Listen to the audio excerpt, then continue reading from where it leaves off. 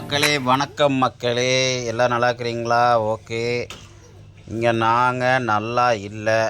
ஆமாம் மக்களே, நான் இல்லை, எங்கள் ஒய்ஃபு.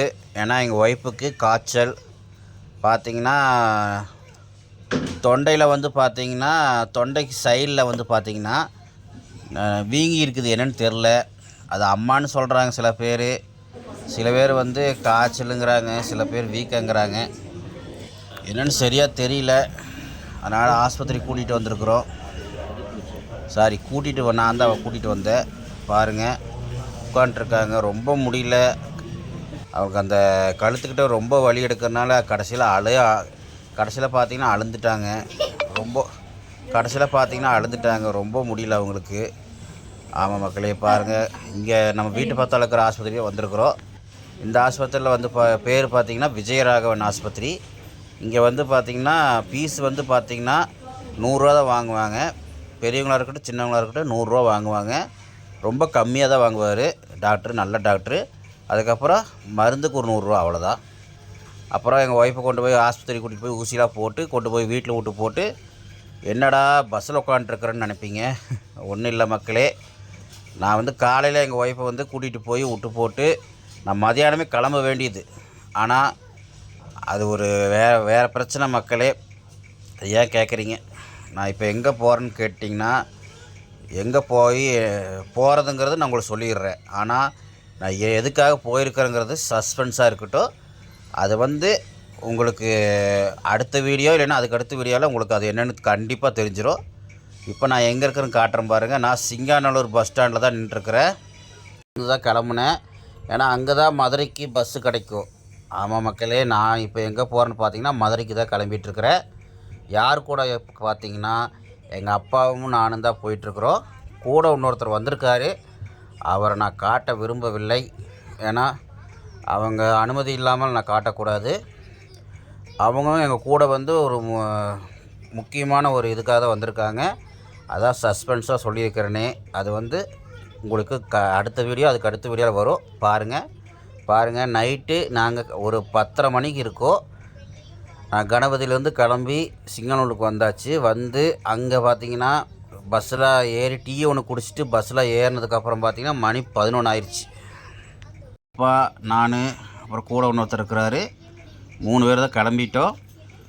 பாருங்கள், பஸ்ஸில் போயிட்டுருக்குறோம். சரியான குளிர் மக்களே. இப்போ குளிர் கிடையாது. விடிகாத்தால் கரெக்டாக ஒரு 3 மணிக்கு பார்த்திங்கன்னா சரியான குளிர் மக்களே. அது டோர் வந்து பார்த்திங்கன்னா ரிப்பேராக இருக்குது. டோர் வந்து சாத்த முடியல. டோர் உடஞ்சி போய் கிடக்குது. அதனால் டோரு சாத்த முடியல. அதனால் சரியான குளிர் மக்களே. என்ன பண்ணுறது மக்களே, நாங்களும் தெரியாமல் நாங்கள் இது எடுத்துகிட்டு போக மாட்டோம். பெட்ஷீட்டோ இல்லைன்னா ஜர்க்கின்னு எதுவும் எடுத்துகிட்டு போயிருக்கலாம். தப்பு பண்ணிட்டோம். ஓகே, இருந்தாலும் அட்ஜஸ்ட் பண்ணிவிட்டு எப்படியோ நாங்கள் மதுரைக்கு போய் சேர்ந்துட்டோம். பாருங்கள், அப்பா கூட தான் உட்காந்துருக்கிறேன். எதுக்காக போயிருக்கிறேங்கிறது ஒரு சின்ன சஸ்பென்ஸ் மக்களே.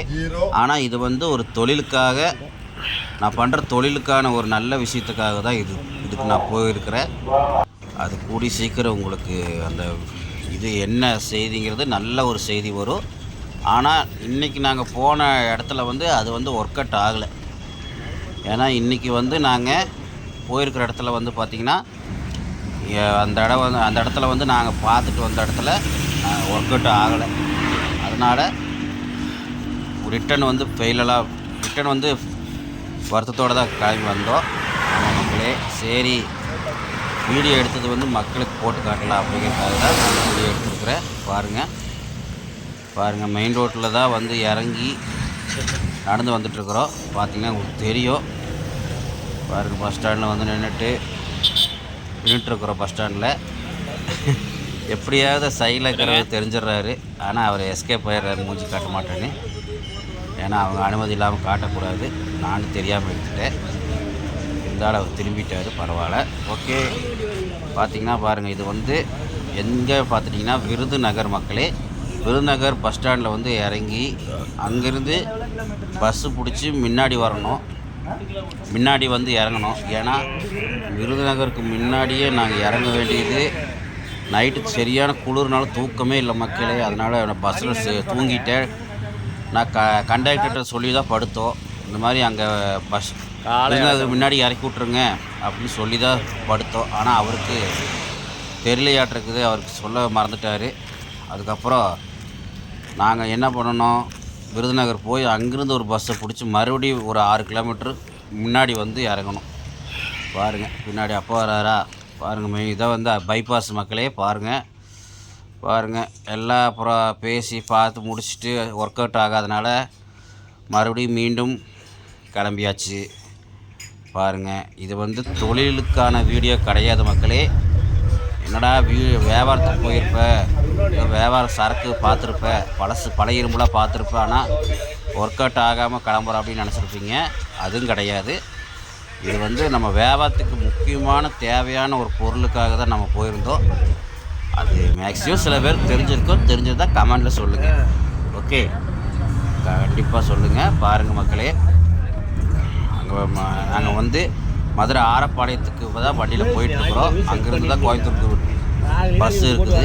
பாருங்கள் போகும்போது பாருங்கள் எவ்வளோ பெரிய இது வந்து ஏரியா என்னன்னே தெரியல. சரியான நீள மக்களே பாருங்கள் எவ்வளோ தூரம் இருக்குது பாருங்கள். அருமையாக இருந்தது பாருங்கள். அதான் ஒரு வீடியோவை எடுத்துருக்குறேன், பார்த்தீங்கன்னா தெரியும்.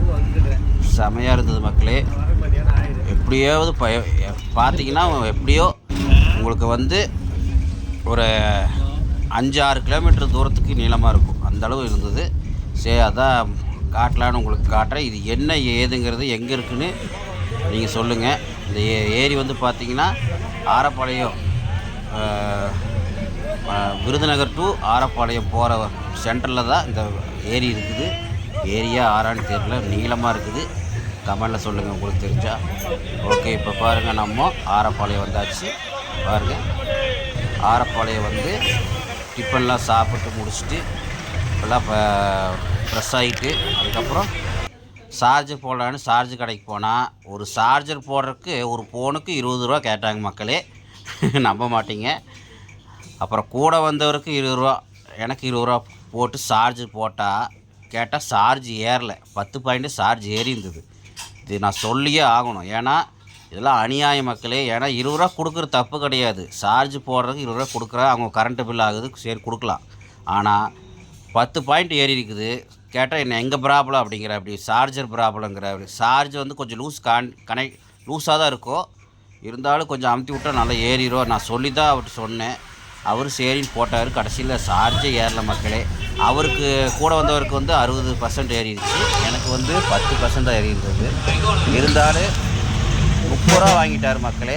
அந்த அவருக்கு 20 ரூபா, எனக்கு 10 ரூபா சேர்த்து 30 ரூபா வாங்கிட்டார். சரி அப்படின்னு கொடுத்துட்டு போட்டு சாப்பிட்டு ஜம்முன்னு கிளம்பியாச்சு. பாருங்கள் கோயம்புத்தூர் கிளம்பியாச்சு. என்ன இன்றைக்கி போனது தான் கொஞ்சம் செட் ஆகலை. இன்றைக்கி செலவு மட்டும் பார்த்திங்கன்னா 3000 ரூபா செலவு மக்களே. பஸ்ஸுக்கு 2000 ரூபா, அப்புறம் கூட வந்ததுக்கு ஒரு 1000 ரூபா.